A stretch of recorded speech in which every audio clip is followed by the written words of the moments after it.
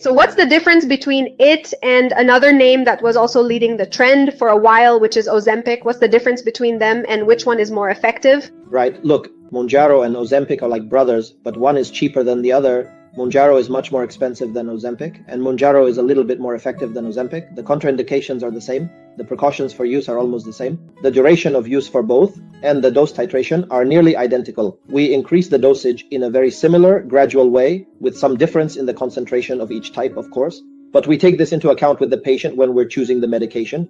Some patients can't afford to take Mounjaro because its price is very, very, very high. When we tailor the best option for each patient, if we find that we're going to use medications, we take the price into account and we take into account the patient's experience. The patient's experience and whether they can afford both, so we can decide which one to proceed with. So both are good. Mounjaro is a bit more effective and much more expensive. Ozempic is very effective, but its price is much lower. We're not advertising for either of them. We're just saying both are good. We just wanted to clarify some of the differences between them.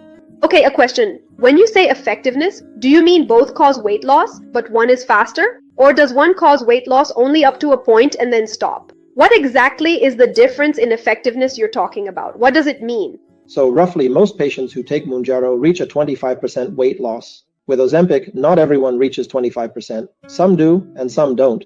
The time frame is about the same if we're talking about the first 3 to 6 months. Our goal to consider the drug effective is for the patient to lose about 5 to 7%, or at least 5 to 7% in the first 3 to 6 months. And for those listening who might be alarmed, thinking, I'm paying a lot for this drug just to lose 5 to 7%, I tell them no. We're just stating the minimum expected loss at the start in the first 3 to 6 months.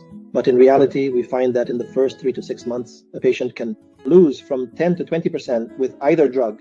For patients who take Mounjaro, most of them reach a 20 to 25% loss without much difficulty. With Ozempic, we find that not everyone achieves that. Right? It varies from person to person and depends on how their body responds to the drug, so the response will vary. That's true.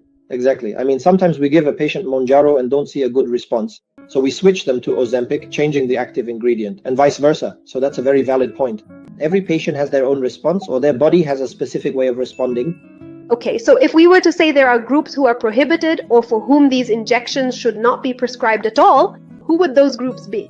For both is the same. We don't give these medications to pregnant women for weight loss or slimming. Patients with a family or personal history of thyroid cancer, and for children, we can't give them the same drug for weight loss either. But then, between brackets, Sally, there are precautions. So we've mentioned the absolute contraindications where it's impossible to use it, but there are precautions so the patient is also aware. Some patients have an increased incidence of gallbladder inflammation or gallbladder diseases, whether it's inflammation or stones. For patients who take Mounjaro and Ozempic, some patients are exposed to bouts of pancreatitis. And this makes us, when we're selecting the patient to whom we'll give these medications, we inform them that if you've previously had gallbladder inflammation or pancreatitis, we're hesitant to give you the drug.